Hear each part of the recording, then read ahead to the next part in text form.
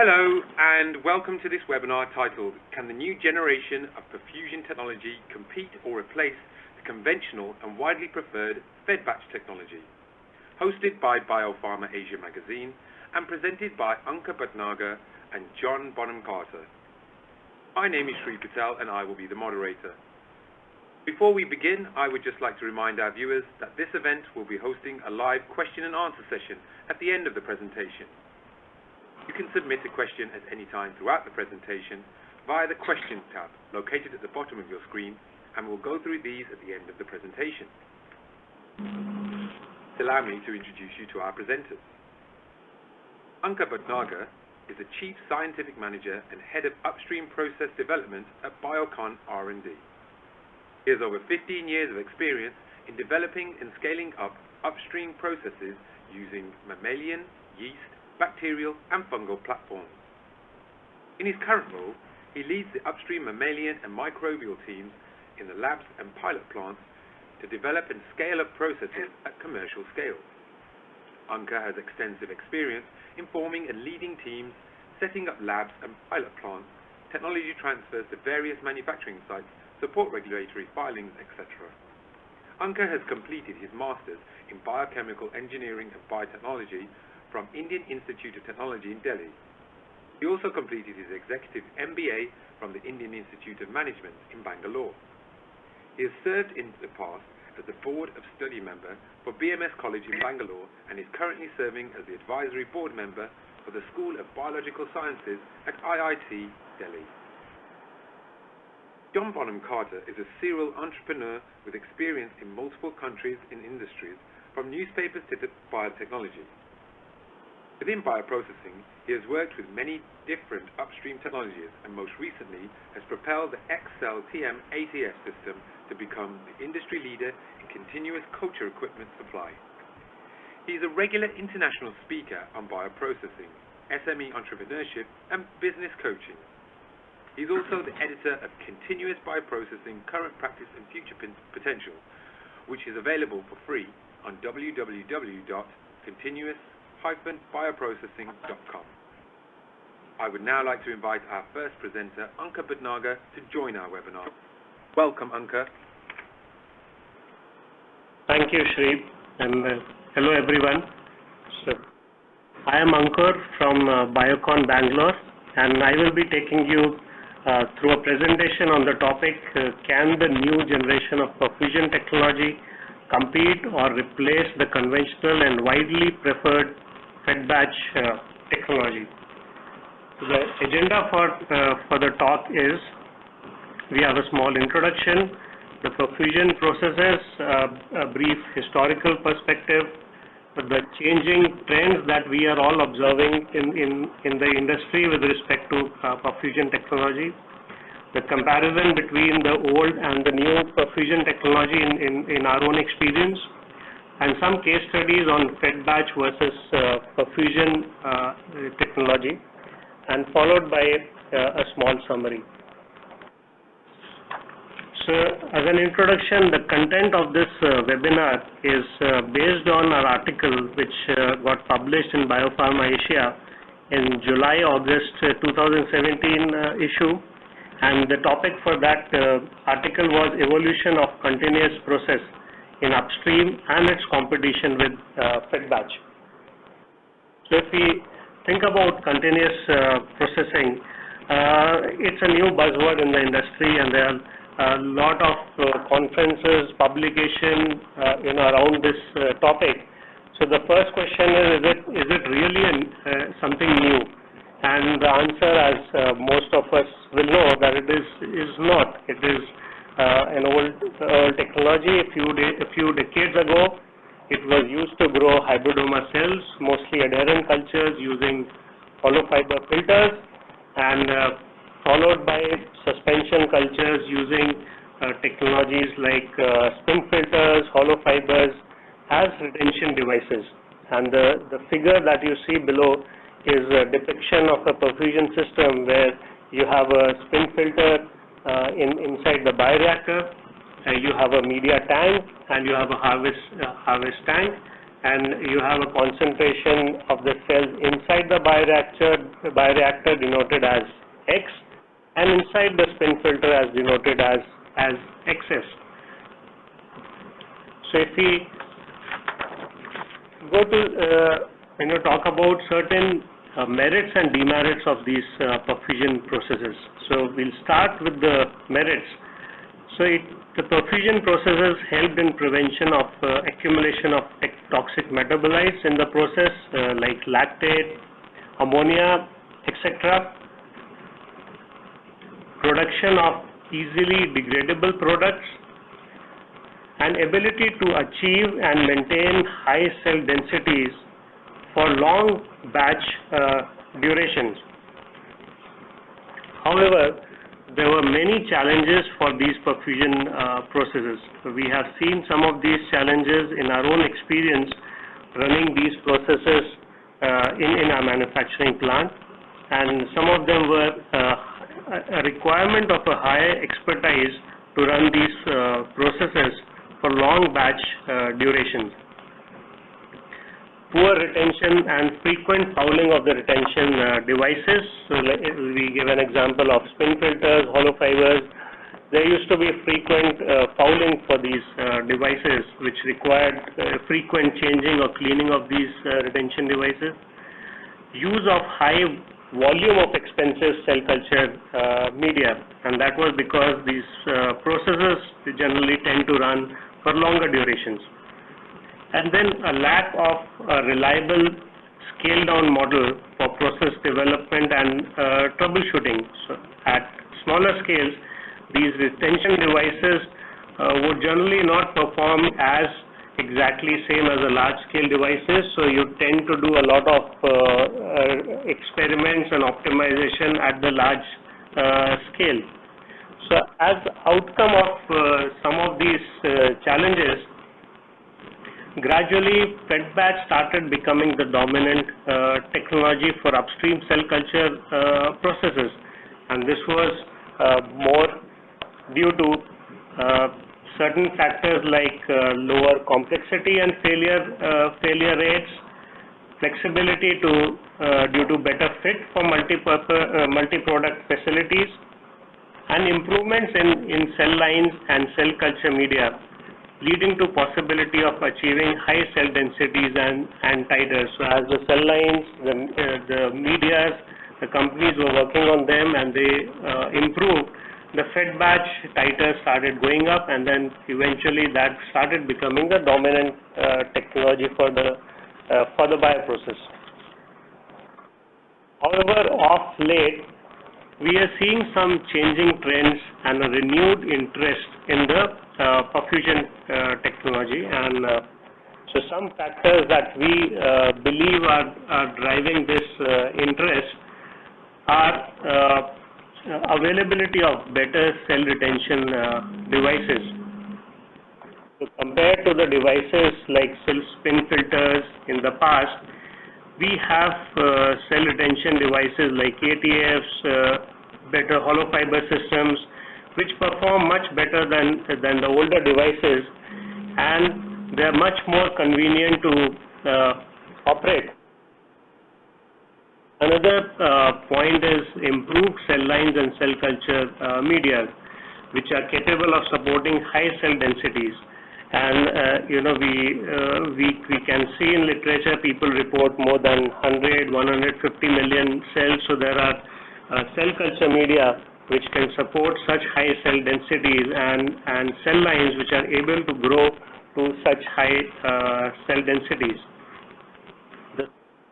The third factor which we believe is contributing to this interest is much more reliable tools for bioprocess controls. So for example, now we have tools like biomass probe, NIR probes, glucose analyzers, etc., which work as effective PAT tools for bioreactor controls.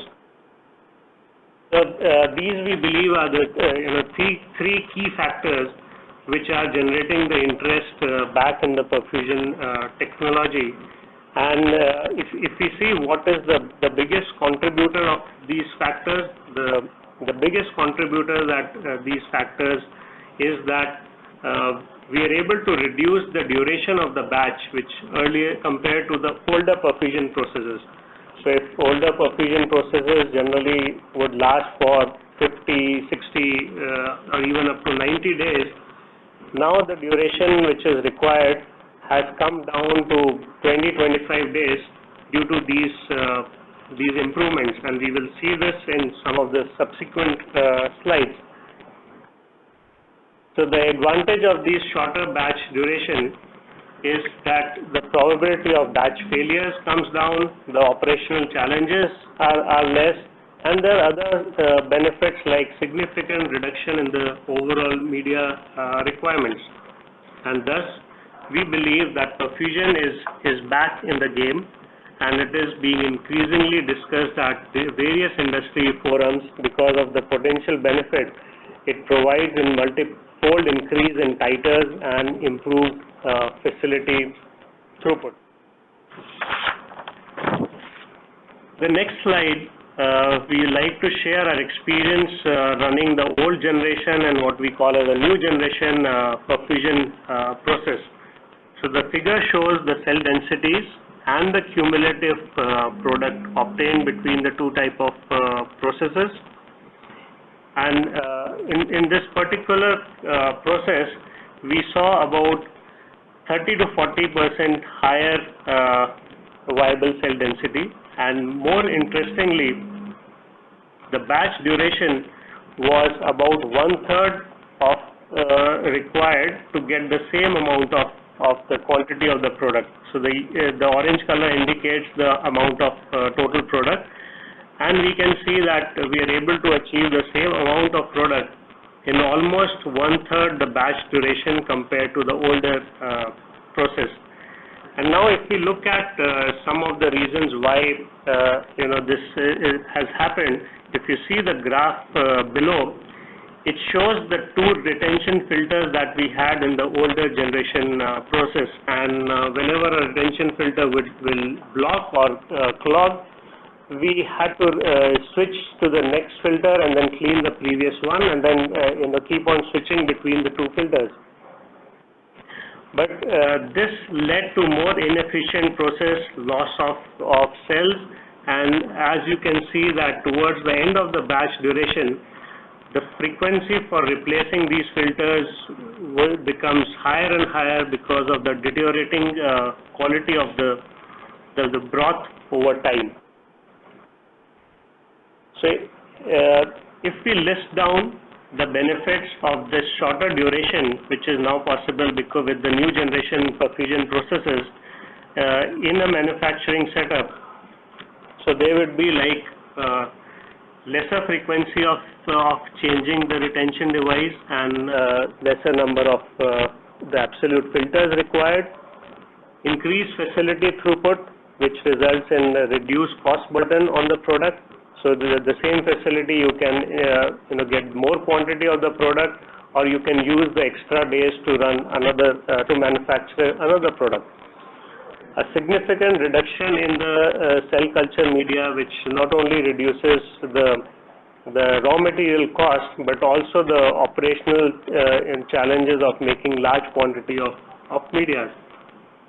And then reduced operational interventions, and thus the chances of failure. So because it's a shorter duration, so the operational interventions are much lesser, which decreases the chances of failure.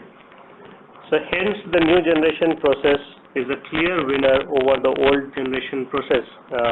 But the question that we further have to ask is that can the current perfusion technology compete or replace the conventional and widely preferred fed batch technology, which is the key question, and in the next slides we will discuss more about this question. In this slide, we look at a basic equation for product formation in a bioreactor. So this equation says that the total amount of product that we get from a bioreactor depends essentially on three main factors. One is the number of cells represented by X. The other is the duration for which the cells are inside the bioreactor, which is essentially the duration of your batch run. And the third is the cell-specific productivity, which is generally referred to as PCD. So if we see the equation, and if you assume that the specific productivity is constant, then the integration of cell concentration, cell density over time, which is generally referred to as integral viable cell count, IVCC, the product of specific productivity, cell concentration, and the duration gives the amount of product that we get at the end of the bioreactor. So if we need to increase the product output from a bioreactor, we have to increase either one or all of these factors. In the case study, in the next slide, we show the case study,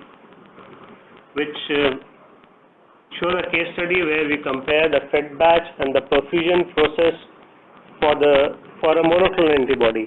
And what we observe here is the graph shows the first graph shows the cell concentration and the viability between the two processes, fed batch and perfusion, and the graph below shows the cumulative titer between the two processes. And the third graph below shows a comparison between productivity at the end of the batch and the cell-specific productivity, the average PCD in the batches. What we observe here is that in the perfusion process, we obtain almost 3 times the peak viable cell density as compared to the perfusion culture. We are able to maintain good viability for a much longer duration, and you can see in the fed batch culture the viability drops is drastic after a certain point of time. Combined to these, we got around 5-fold increase in the cumulative titer and eventually a 2-fold increase in the total product obtained. However, in this case, we did not observe any significant change in this average specific productivity or PCD between the two runs. So if we think about the equation in the previous slide, in this case, we could increase the product output by increasing the X, which is the cell concentration, and the time, which is the duration of the batch, while the specific productivity or PCD was generally constant. And to look at some of the reasons why we saw this improvement is the plots which show a much lower level of ammonia and lactate as waste metabolites. So in the perfusion run, which is quite obvious, we were able to maintain much lower level of these metabolites. And another interesting thing that we saw is that certain product quality attributes, which, for example, certain charge attributes which get affected by the residence time of the product inside the bioreactor, also tend to have a more consistent profile in a perfusion setup, because you are continuously taking the product outside from the bioreactor. So with this, we move to the second case, which is again a comparison between the fed batch and a perfusion process, but this time it is for a fusion NAV, which is a much more complicated molecule. It is a monoclonal antibody and combined with a fusion protein. So we see the differences between the viable cell concentrations and the total cumulative titer in the graphs. What we observe in this case is, again like case 1, we observed almost 3 times higher peak cell density, but we observed a 10 times difference in the cumulative titer, which was significantly higher compared to the case seen previously. And because of this, we saw a 6-fold increase in the total product obtained. And the difference between the previous case and this case is that this time we saw a 5-fold increase in the cell-specific productivity or the average PCD. And thus, in this case, we were able to increase all the 3 levers for obtaining higher product, which is PCD, cell concentration, and the duration of the run. So we believe that this technology, the perfusion technology, could be more useful and beneficial for difficult to express molecules, but we have to internally confirm this by running few more complicated molecules in this with this platform. So if we look at some of the advantages of the new generation perfusion processes, it has the potential to take the viable cell concentration from 50 to 100 million cells, and some people have reported even higher cell concentrations. It can potentially give 2 to 5 times annual product output as compared to fed batch, and again this is based on our own experience in our development labs. The use of smaller manufacturing facilities, they give the flexibility to use the disposable in perfusion processes. So most of us are aware that the scale of disposable is today limited to, for example, around 2,000 liters. So if you need to set up a bioreactor plant which requires higher capacity, we have to go and invest into a stainless steel facility. However, if your process gives much higher throughput, like the perfusion process, you can again invest in smaller scales and then make use of the disposable technology available. Another advantage that due to the continuous removal of the product, it improves the product quality and ensures manufacturing consistency, and in some case it can even increase the downstream yields if the target is to restrict the concentration of certain product quality attributes.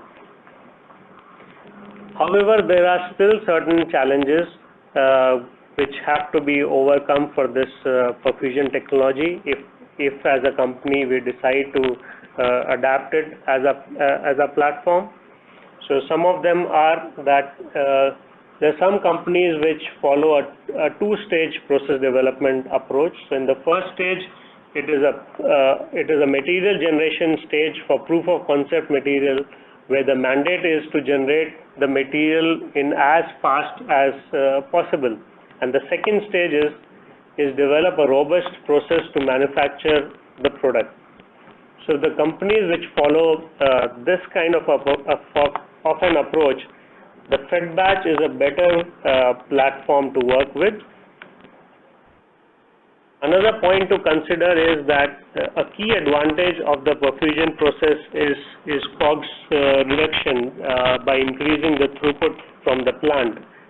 However, for novel products, speed to market takes precedence over targeting lower cost, and which favors simpler and more predictable processes for development. So for companies or for products which are in novel category, the speed to market is something which becomes more important than the reduction in cost. Another point is for a biosimilar product where the COGS are a definite influencer. They are also ensuring that each lot of the production output meets the stringent criteria of biosimilarity could be challenging. So when you're working on a fed batch technology, you only have to compare the one harvest and then compare it with your range for biosimilarity. But when you work on a perfusion process and you have multiple lots, you have to decide how will you compare different lots for the biosimilarity ranges. Another challenge which is often faced in a perfusion type of process is a reliable scale-down model tool, and which could be challenging in initial process development and late-stage process development activities like scale-down model qualification and process characterization. So typically, if you don't have a good scale-down model for your retention device, it is difficult to, if you don't have a good reliable scale-down model for your retention device, it becomes difficult to do a lot of experiments at the pilot or at the lab scale. Similarly, when you do process characterization studies, due to the longer duration, relatively longer duration of the perfusion runs, you may end up taking more time to finish those studies as compared to a fed batch process. Now, defining a lot, conducting a process validation for a perfusion process, these are also some of the challenges which are the regulatory hurdles which a company has to work and discuss upon before they adapt perfusion platform as a platform for their bioprocesses. The next slide it just shows that even the regulatory agencies are showing keen interest in continuous processing, and they have been writing and presenting at various forums about this technology, and you will see a little more glimpse of this in John's presentation. So this takes us to the last slide, which is the summary slide. So the fed batch mode has been dominating the biopharma industry as manufacturing platform in past decades, primarily due to ease of operation, faster process development, reliable scale-down models, etc.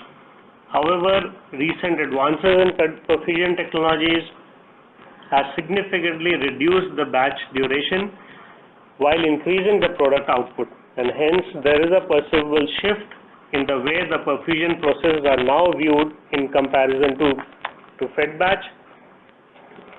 Certain aspects like lot definition, QC release testing strategy, biosimilarity assessment plan, scale down model, process validation approach, etc. require certain focus, but we believe that the perfusion technology is here to stay and is getting more and more attention from the vendor community and the regulatory agencies, which will provide solutions to some of these short-term problems, and you will hear about some of these again in the next presentation from John.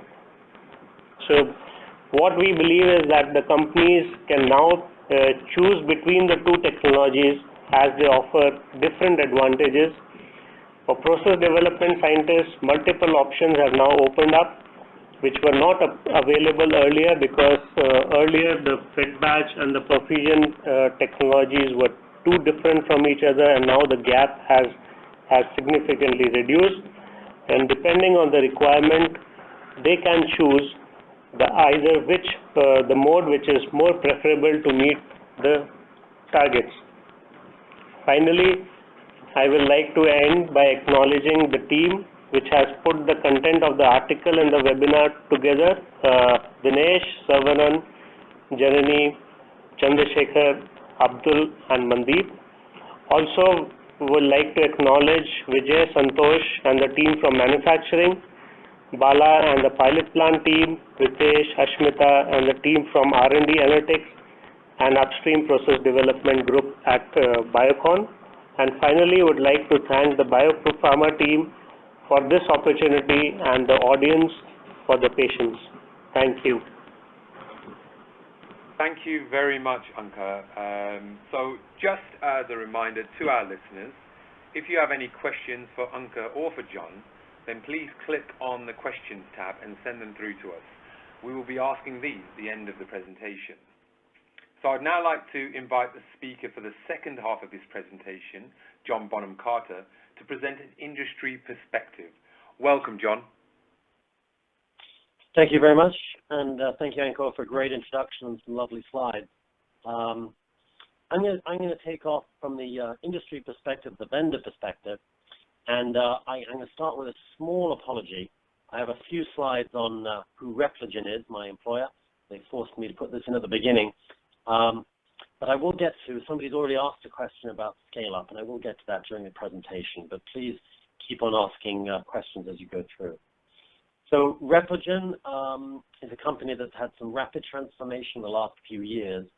It used to be purely a protein A manufacturing company, and all but one of the world's monoclonal antibodies are actually purified using protein A that's manufactured by Repligen.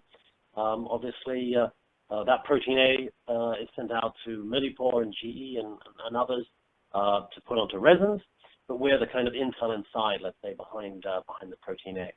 But recently we've been expanding, and now we have a presence throughout the world, not just in the East Coast, but in Europe, and you can see now in Asia.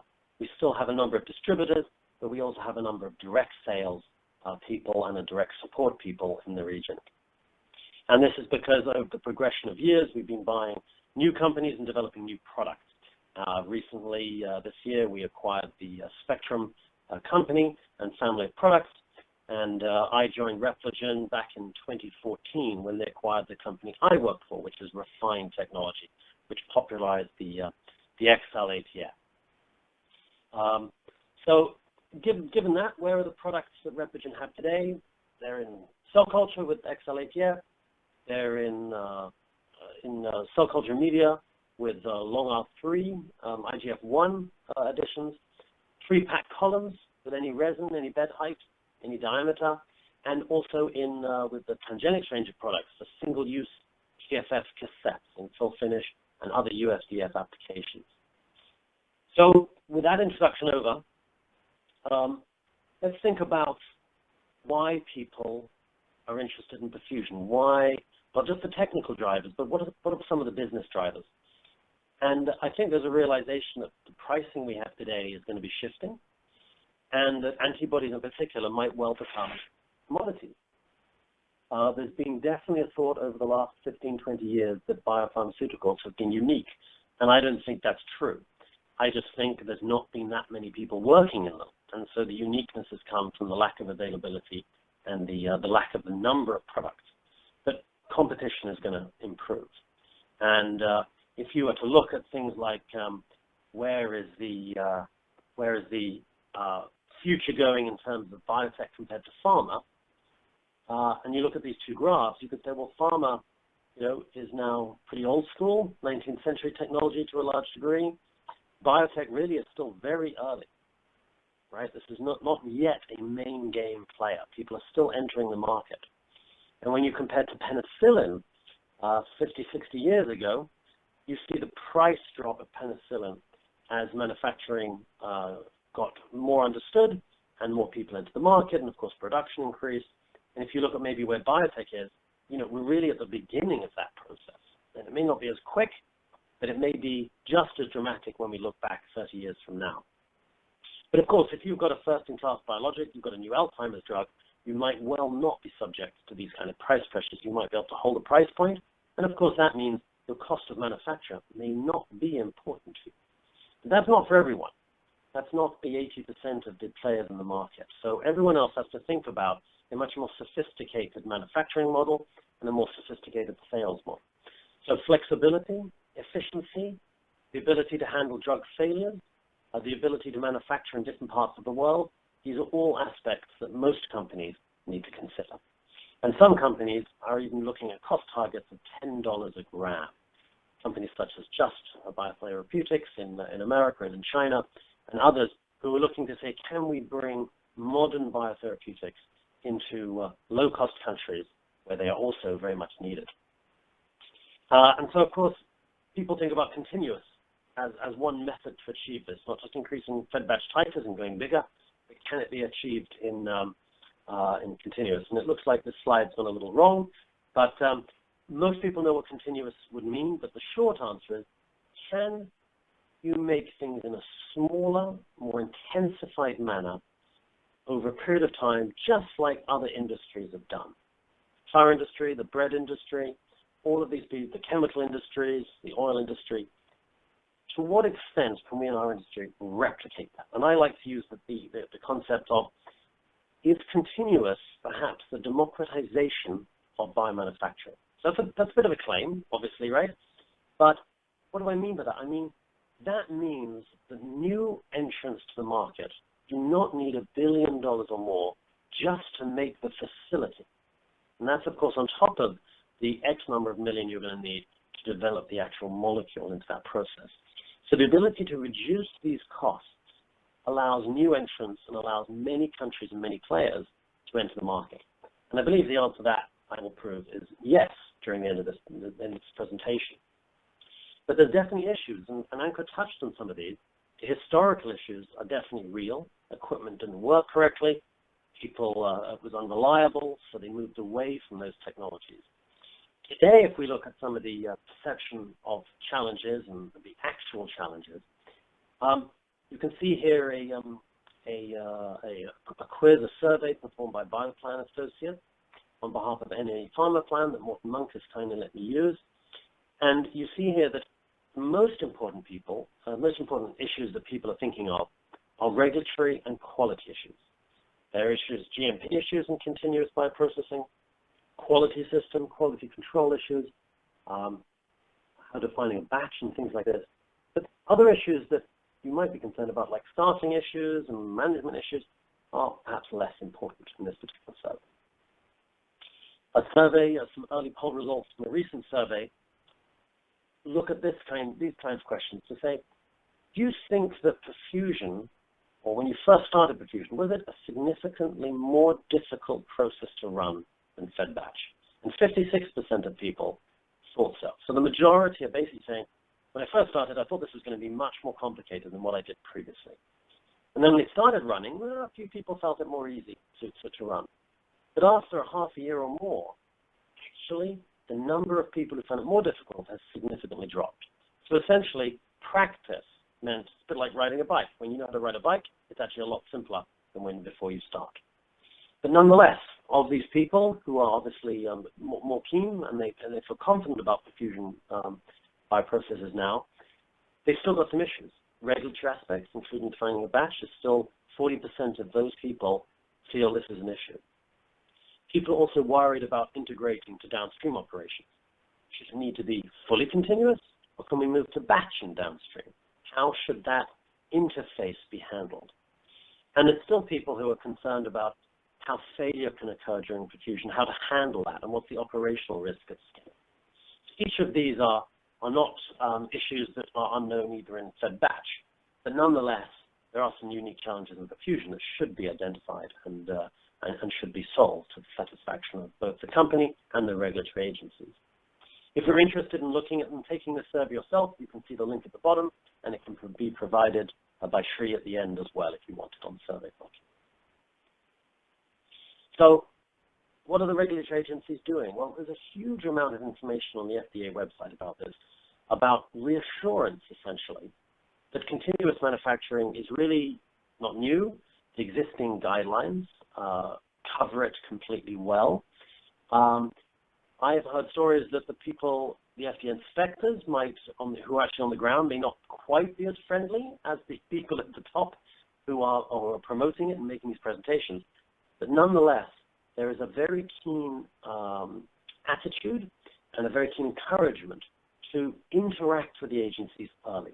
So if you are developing a process in phase 1, phase 2, and are concerned about how this is going to scale up and launch and how you might validate process and so on, there is a definite encouragement to interact with those agencies and have those discussions so that you prepare well and don't face subsequent increased costs or develop processes that may not be supported. So that's the encouragement from the agencies. But nonetheless, when I've talked to people at conferences before, this definition of batch still comes back and back. And it's very important to understand batch definitions can vary, right? So they can also be defined as you prefer. So this is quite a flexible idea.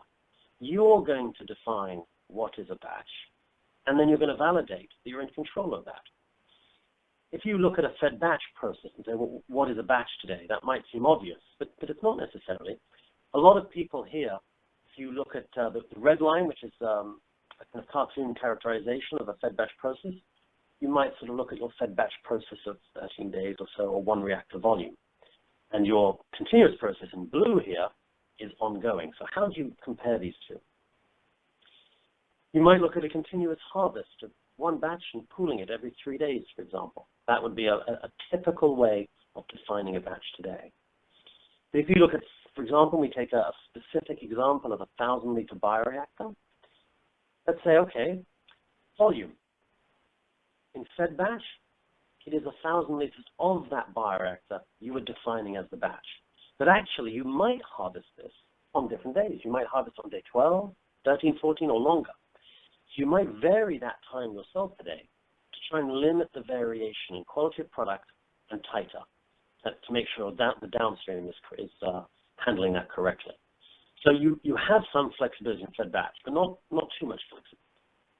In perfusion, if we take a process which might be 2 vessel volumes a day, and every 3 days you're pooling on that 1,000-liter bioreactor, your volume definition is going to be 6,000 liters.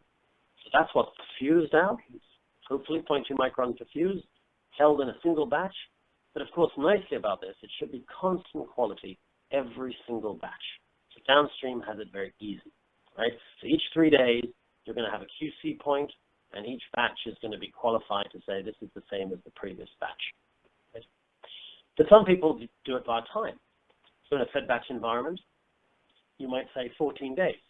Of course, your volume would still be 1,000 liters, but actually the variation might exist in terms of impurity or titers, because not every single run would be the same. In perfusion, you might say it's 3 days, fixed, rather than 6,000 liters. So of course, it might not be quite 6,000 liters. There'll be some variation depending on the cellular demands at that point, maybe 10% variation. You might say it's absolutely fixed in time. But nonetheless, you would still expect the batches to be of constant quality. So however you choose the batch, actually that constant quality, or the goal of constant quality, is an output of perfusion. And one aspect of this is to say, well, what happens if there's a problem, right? In this little cartoon, let's say on day 20 or something, you see in the perfusion process some issue which makes you reject that batch. Obviously, the worst issue would be contamination, and you have to bring the reactor down. But there could be something out of spec, pH shift, or something else that requires you to reject that batch. If that happened in day 10, 12 of that batch, that whole batch is obviously discarded. In perfusion, you've already got your previous batches, so those go through. Those are no problem. So that ability to define that batch and be able to flexibly then use those batches is very important. So it may just be that single 3-day batch you lose, not the whole run. You may bring it back into specification and continue for another month and still be able to produce product depending on the failure mode that was existing at that time. So this is actually quite a powerful thing that people in fed batch tend to assume you've lost the whole month's worth of product. And if you define the whole month as one batch, that would be true, but that is not the way that people do it today. So of course, Ankur said it previously that this is not new perfusion. In fact, in this slide, you can see we go back to the 90s to see multiple processes and products that are commercially available today from a range of different companies. I think most of these companies would be considered the experts at perfusion over a period of time, such as Janssen, which was previously Centocor, and Lilly and Genzyme and so on. And Genzyme, of course, with Sanofi now diving back in a major way into the platform perfusion processes. But I'm gonna highlight some more kind of experiences from industry in the bottom right here to say, Biocon a couple of years ago looked at saying 30% of people are specifying perfusion for clinical manufacture. 50% of all molecules will be manufactured in a continuous mode by 2025, according to the Merck Group this year. That's their expectation about growth of continuous processing. That doesn't necessarily mean always upstream. That could mean batch upstream and continuous downstream, of course. But there will be some implementation of continuous in at least 50% of processes within the next 7 to 8 years. That's a rapid shift. And at the moment, a couple of years ago again, the 45% said they were starting or expanding continuous bioprocessing, which of course means that there's still a majority of people working in fed batch, and that's not too surprising. But it does shift from what is possibly the number of commercial products on the market today. It's somewhere between 10 and 15% of products today on the market might be having some element of continuous. So that's a big shift that we're in the stages of enacting. And of course, some technical drivers that Ankur touched on in terms of productivity. Here is some data from some of our customers. I can't identify all the customers, unfortunately. But if we look top left, you can see here a CHO process in blue being controlled at about 20 million cells for the first 2 weeks, then being pulled up to above 100 million cells, about 120 million cells. And then after 3-4 weeks, moving up to even 200 million cells before they have a problem. Top right, you see a shorter duration process. This is actually a vaccine candidate process. So it's not fully continuous, it's just intensified using a cell retention device to get to the maximum cell density before the product is expressed or removed. And you can see here there's a couple of runs pulling for 200, 250 million. But then after optimization, they've even managed to push it to 350 million cells. And this is for an insect cell line, F2 Drosophilia. Continuing round on the bottom right, this is actually Repligen data, internal Repligen data, the blue and the red lines here, showing a very typical process for CHO nowadays. We would expect to support people in that 80 to 100 million cells. It's not the state of the art, but it is absolutely a standard process for MABs today, in our view. And you can see here what they're showing is the single-use and stainless steel variations and showing equivalence of manufacture between them. And bottom left is a pharmaceutical company who's pushing again to 350 million cells as an option versus their original fed batch in blue. So when you look at the area underneath those graphs, you suddenly see why people can get rather excited about productivity and potentially the avoidance of building a huge facility for any future trial. And when you start to look at the economics, there's quite a lot of data around. I put together lots of other people's slides on here. There's University College London, who's done the analysis in black and white here in 2012, Susie Farid.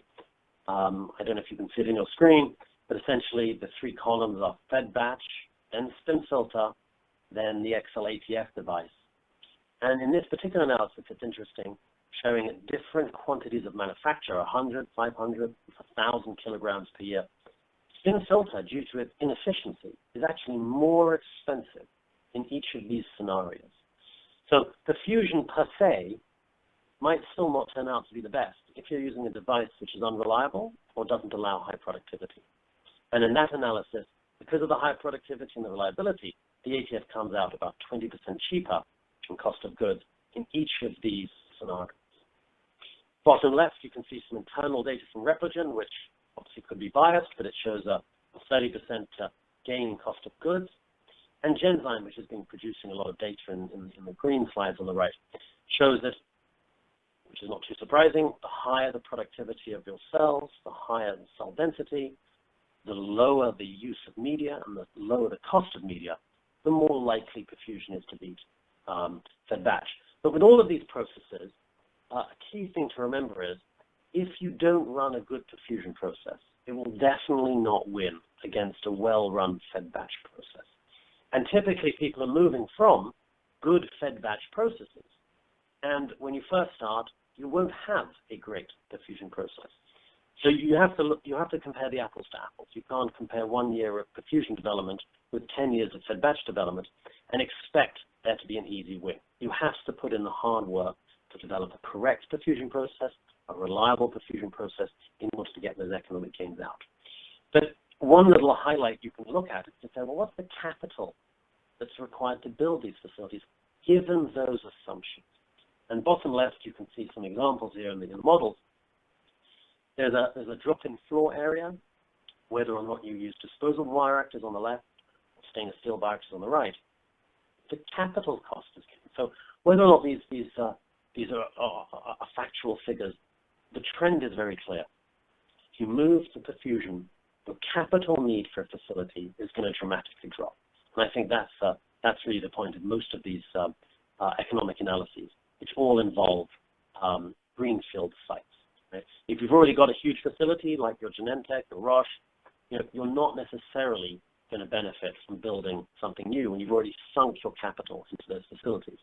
So companies such as that, when they do the economic analysis, they also will not necessarily see the benefits moving out. The new entries into the market with new processes and people without capacity, that is where the gains can be made. So if you were to say, okay, well, I have a small clinical facility. If you're a startup company, maybe you've got a 200-liter bioreactor that's in your R&D facility. Let's look at saying, well, should you expand that, or should you take the plunge now and move to perfusion? How could you start thinking about this? So I put together some figures, and let's have a little look. So if we take the same graphic I'm using, and let's pretend you've got a rather nice fed batch process producing 5 grams a liter of an antibody, and let's compare that against a similar type of process in perfusion, which would be a batch providing 1.5 grams per liter at 1.5 vessel volumes a day. So those are two rather good processes that everyone would like to have. And let's look at, in a 200-liter reactor, how do these work? So in 2 weeks, fed batch will produce about 1 kilogram. And of course, I've chosen 200 liters to make the math nice and easy for people in their heads, and particularly me. But in a similar time, perfusion is producing about half a kilogram a day, but over the period of time, 2.7 kilos in a similar time, in the 2-week period. So that's 2 3-day batches, plus the wasted startup time that contributes nothing, right? And we said, okay, but if you need 4 kilograms, therefore, for a particular study, or for downstream people to do their work, then you're actually going to need to run 3 more runs in your fed batch reactor, and you'll achieve it on day 60. You could, of course, and the typical way of doing this is you just buy a bigger reactor, don't you? You buy a 1,000-liter reactor, and 1 run gets you there straight away. Of course, you've got to buy the reactor, you've got to install it. If you're not using your 200-liter reactor, then that's a waste of the 200-liter reactor. But with perfusion, with that 200-liter reactor, you simply extend the run with the same quality of product, and on day 16, you've reached your target of 4 kilograms. So this is a very simple calculation to show how it uses, but it shows you that the capacity utilization of your process, capacity utilization of your facility is changed dramatically when you move to perfusion. Obviously, if you're moving into phase 1 and you've got let's say a bad cell line and a bad process, you might move to a CMO, and a CMO will charge you to say, well, we'll make a great cell line, a great process for you. And then in phase 1, you'll have a good process going to manufacturing. And that's a very good plan. An alternative plan is to say, let's just dump this cell line into phase 1, run it in perfusion, and get out the material for phase 1. That's the cheapest and the quickest way of getting to your goal, before deciding post-phase 1 to invest in a proper manufacturing process. So each of those, depending on your risk and depending on your product, you might change. And obviously, it depends upon your skill and existing knowledge at Sound Labs. If you don't have perfusion knowledge, you're far more likely to stay with the tried and tested fed batch. But at some point, you might invest and make the switch. So what happens if you're a little later in the stage? Let's pretend you're a large company and you've got a multi-ton requirement for a drug. So today, people such as Biogen, Samsung, and so on, they're building large billion-dollar facilities. And they've got the cash to do that. They've got the demand and the product pipeline to do that. And so the question comes out, if you were looking at this, would you build 10, 15,000-liter reactors, or would you adopt single-use and look at 75 single-use bioreactors and fed batch? When you compare those two modes, it's not surprising, of course, from a simplicity function, that everyone's choosing 15,000-liter stainless steel. It would be very annoying to run 75 single-use bioreactors. That seems to be much too complex.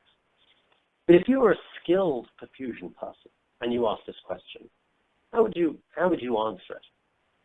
Well, of course, it will take 3 to 5 years to build that 15,000-liter facility. Not if you're Samsung, but if you're anyone else, it will take that time. And if you assume the same fed batch titer, 5 grams a liter, And to make the math easy, I'm going to use a 10,000 liter reactor. So it provides 50 kilograms in one 14-day batch. Well, a great perfusion process might be, let's be a little bit more conservative and say you're going to need more media, so 2 vessel volumes a day at perfusion, 1.5 grams per liter per day. So 1,000 liter, a 3-day batch will produce 9 kilograms. Every 3 days, you're producing 9 kilograms, which goes downstream. So then if you put this together and say, well, in perfusion, it will take 16 to 17 days to get to that 50 kilograms. Just a few days more than it does in the 10,000 liter. But of course, in this situation, you've got a 1,000 liter single-use bioreactor. You haven't had to build a facility with 10,000 liters. Of that 16 to 17 days, you're going to be running for maybe another 30 days, maybe another 20, but there's no downtime. Whereas in the fed batch, you're going to have to turn that around, and that is wasted time in the facility. So you're not cleaning, and you're not doing other unproductive efforts. Every day is the same for downstream, and pretty much every day is the same for upstream. So that is a more constant daily operation, which suits a more manufacturing environment. And the VP of manufacturing, I think, will always agree that boring is good. The same is good. So therefore, you can also plan production more easily, and you can expand it more easily. You can copy and paste this 1,000 liter all the way through into different parts of the world, or as you expand from clinical into commercial manufacture, you know exactly what's going on. And that is probably the biggest takeaway, I would say, from this presentation, and what people highlight to me and our customers highlight to us is that R&D scale is commercial scale. So you remove that scale-up risk and that late-stage development time. Phase 1, Phase 2, you might well be running 500 or 1,000 liters. So you know exactly what your manufacturing process will look like. And even if you use a CMO to outsource it, you know what that process is. That knowledge is worth a lot of money to most people. And of course, therefore, when you do the math, you realize that just 10 single-use bioreactors, 1,000 liters, is preferable. And this only takes 1 to 2 years to build. So when you are skilled in the state-of-the-art of perfusion, it makes it very easy to stay with perfusion. But when you don't know how perfusion works and you don't have that skill and you haven't invested, then of course you're definitely going to stay with fed batch. So depending on who you are, you'll come out with a different choice. And of course people are building this. Wuxi has opened a plant in China. They put 2 single-use bioreactors in there in perfusion. And those reactors, therefore, you would assume would be about equivalent to 10,000 liter processes. There are other CMOs, such as Perfusion, who have perfusion at scale in multiple parts of the world. So historically, there's been no CMOs being able to handle large-scale work. Now there's Wuxi, there's CMC Biologics, there's Rentschler, as well as Perfusion. And so some of these players are very skilled, some of the new entries, but all of them are very capable of scaling up processes. So one of the questions has been, is it possible to scale up to have a quicker lab to manufacturing scale up? I would say when you're going from 2 liters to 1,000 liters, that's difficult no matter which process you choose. There's the same challenges in there. But I think the perfusion device is no longer one of those challenges. The bioreactor is still a challenge. But the point is, at 500 liters or 1,000 liters, that is your manufacturing scale up. Whereas often in fed batch, you might well need to scale up even further to say 5,000 liters for manufacturing. So you're removing a step of development when you're in perfusion. And so I'm going to finish with a couple of slides here about, let's say, what is the state of the art.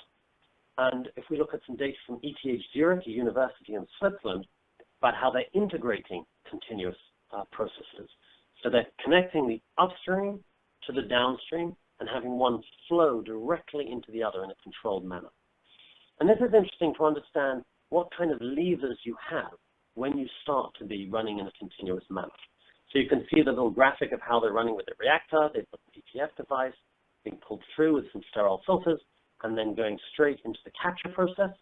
And they have an online or an at-line HPLC helping drive that process and determining what's needed as the quality or the titer will be changing coming from the bioreactor. Top right, you see the viable cell density. And in colors, you can see the different states that they're trying to achieve. So they start out in the first state, which is green there, at 20 million cells. they change the bioactive conditions, they move it up into the blue state, and they move it up to 60 million cells and hold it in that steady state, and then they move it back down again to 40 million cells. That's the red state. And as you look underneath that, the graph shows how the titer changes from sort of 0.15, 0.2 grams per liter in terms of concentration, up to about 0.5 grams per liter in concentration, and then back down to about sort of 0.2 grams per liter concentration. And the reason you would say, why isn't that 0.2, that last state, a little bit higher? And that's because actually they're using bleeds to control the viable cell density in these examples. So actually quite a lot of material is being removed in the bleed. And that's also why in the middle state, you see it not being quite flat, which is what you'd expect. You see it dropping a little bit, having to bleed quite heavily to keep this particular process under control. But this is a university, so this is very impressive work indeed, given their resources to control so tightly those viable cell density limits. But when you look at the product quality coming out, this is what's interesting. Each of those states you see is colored, the green, then the red, then the blue, so they've got a slightly different order. But there's different charge variants coming out, different concentrations. As they move between these different states, there's actually a different quality of product being produced. So if you wanted to prioritize one charge variant over another, or one product quality variant over another, now you have a lever to do so. So this could be useful in a biosimilar environment. If you've got a tight quality spec, you can move it directly into that area and hold it for a long time in that area. If you're in fed batch, that you're going to have a different variation of production every single day. And obviously, if you're trying to replicate that fed batch biosimilar process, the originator process, that might well still be a better way of doing it, because you're trying to replicate a broad range of charge variants. But that may not be true going down the line and in future. So the ability to tightly control the upstream, integrate with the downstream, and the product quality, it's really what this work is showing. And the reference I put there on the left, it's Cast D et al., Biochemical Engineering, just last year. So a very interesting paper to show what's possible. And I end with a summary of how different people are assessing these different things. So if we look at the people are trying to say the intensification drivers are reducing capital risks. People don't want to spend huge amounts of money building huge facilities. How do they get around it? They're trying to reduce manufacturing risks and tech transfer risks.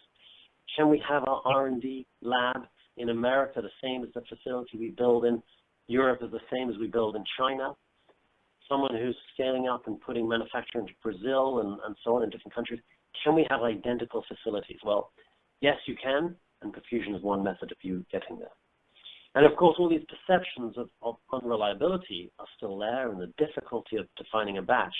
But actually, when you start to look at these things are being solved by people. And one reason they're being solved by people is people are attempting to solve them. It's not too surprising.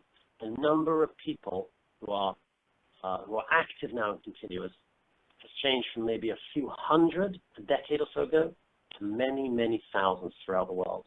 And Asia is probably the biggest uptake in this kind of next generation technology. And it's not surprising. The ability to enter biomanufacturing with significantly less money, it's a bit like the telecoms industry. Why would you put fixed line phones in Africa when you can jump straight to mobile phone technology without all of that heavy capital investment? And I would argue this is a similar type of step and jump that's possible for people to do when you don't already have huge, I wouldn't call them dinosaurs, but they're certainly huge stainless steel facilities.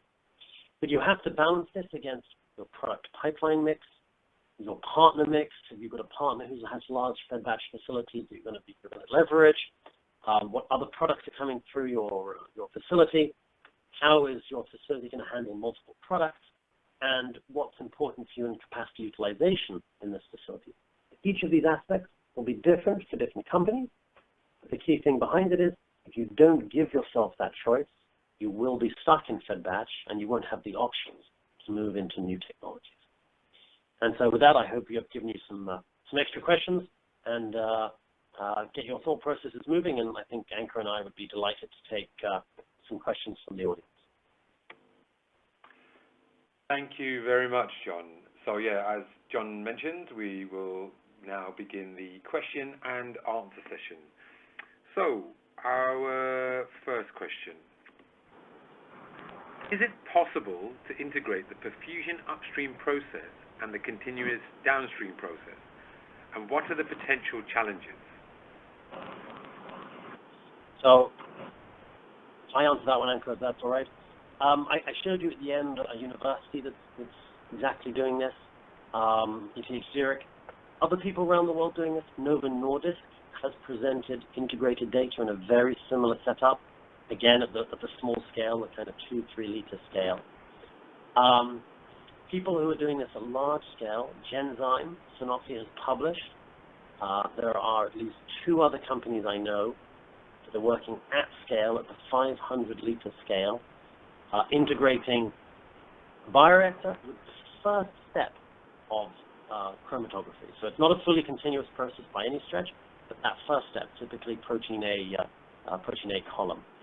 The challenges are really to handle variation in titer and variation in flow. So it's critical to understand how your perfusion process might vary during that, let's say, 1 month period of time. If you've got a very stable product and a very stable cell line, this is like an easy challenge. But if you've, for example, got an enzyme, which might vary in product in terms of the cell line, expressing it in a varied productivity, that might be a challenge going downstream. Or if your cell line is slightly unstable and therefore has a deteriorating life, and maybe your cell viability is dropping through the period, that also presents a lot of challenges. So you definitely have to understand your process, and it may be that it's easier to separate the two. Certainly there is a drive to get the two integrated, because then it means your chromatography step in particular shrinks as well, and you save a huge amount of money on that step as well. So that is coming, and people have solved it with stable proteins and antibodies, and I see that where it's going to be happening first. Great. And Ankur, did you have anything to add to that? So just one more point that in the past we had seen vendors supporting upstream technologies, and downstream technologies were working quite independently, and now in the recent trend we have started seeing the two technologies working more close together. So just like John highlighted, we are also pretty confident that it is possible to integrate the two technologies. Great, thank you very much. So our next question, what are your views on contamination challenges in the perfusion process? So this is Ankur. So the way we highlighted that the batch durations are much smaller, so definitely the operational challenges and the failure rates have significantly come down. And also another factor is that there are a lot of these good aseptic connections and connectors which are available now, which have made these perfusion devices and the setup around perfusion as just as a plug-and-play system. So it's fairly low now, and very less challenges faced in the contamination side. Yeah, I'd like to back that up. I think it's realistic to assume when you first start out in R&D, you will face, as you learn how to run a perfusion process, you will definitely face some contamination issues as you learn how to swap bags on and off. So you shouldn't assume it's easy, straightforward on the first few runs. But once you're setting up and running, I think it's very rare now to see contamination, just like it's very rare to see contamination in fed batch. So I think most of those hurdles have been removed, but it is a question of training staff in both R&D and manufacturing with correct procedures and using high-quality components, and single-use connectors are part of that solution. Next question: how representative are scale-down models for perfusion processes? Yes, so this is Ankur. There are some devices like the ATF device, some hollow fiber devices. They are fairly possible to managed at a very low scale, and they are very comparable between the small scale and the large scale. Some technologies which are now available, like the amber systems, etc., they are more amenable for fed batch technologies, but we've seen a lot of trend where people have started using even those kind of equipments for generating screening data for perfusion type of setup. Anything to add there, John? No, I think that's correct. I think the same issues over scale down models in fed batch and perfusion are faced. I think, unfortunately, right now there isn't a great micro scale model for perfusion like Amber does for fed batch, but I'm sure this will come as more people enter the market. Great. So, the next question: what scale-up challenges do you anticipate for a perfusion process?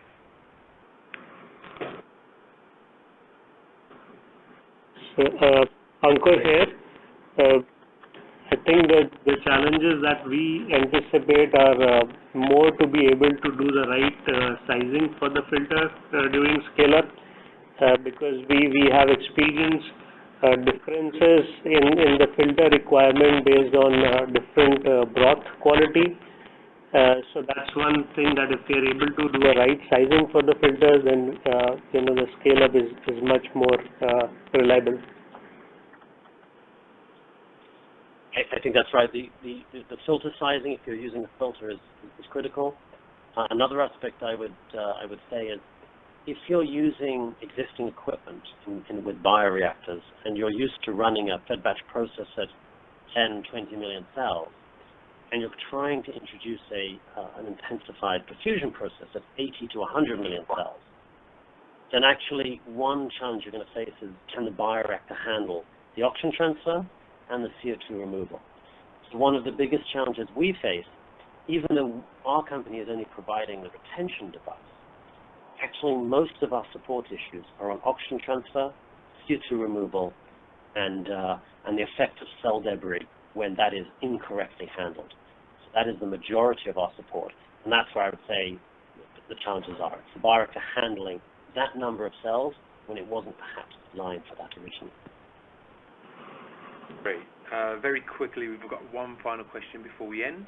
How many companies have launched commercial products made using perfusion in the last few years?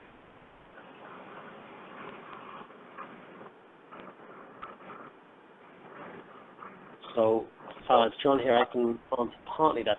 So I think during my presentation I put up some historical companies starting in the 90s, Remicade and so on, Janssen, going through to various interferon A's and so on. But recently, I think if you go back, probably 2007, 2009, I think was Stellar was launched by Janssen. And then Janssen actually, as everyone else moved into perfusion, Janssen moved away into fed batch, which is slightly ironic. But since then there was a lull for a little bit, and now there's been a big uptick. So in recent years there's been several factor VIII processes launched, which is not too surprising. They've used perfusion in factor VIII. It's well publicized that Amgen has a perfusion type process, which most of their products go through in their Singapore facility. So that's at least 2 marketed products from them. There is a Korean company that's launched a biosimilar in perfusion. I can't identify the company or process yet. It's launching about now, so that's why I'm hesitant to identify the company. And there is at least 3 others in the US that have launched in the last 2 years. We know of at least 3 more that were launched in the next 18 months in the US. So there was a lull of maybe very few for a few years from 2010 to 2014, and now it's taking off again. But I'd still say it's in the region of 10 to 15% of the total number of products. It's still in that region. It hasn't risen much, and the products in clinical stages, that's probably close to 15-20% of the products there are in perfusion. So it's still a minority, but an increasing minority of products which are using perfusion. Anything to add there, Ankur? No, I think John has covered it well. Thank you very much. So unfortunately, that's all the time we have. Any questions that have not been addressed here live will be answered via email. I would like to take this opportunity to thank our presenters, Ankur Bhatnagar and John Bonham-Carter, for sharing their knowledge with us. Audiences can view this webinar on demand by visiting biopharma-asia.com/webinars. Thank you very much, everyone. Thank you. Thank you for attending.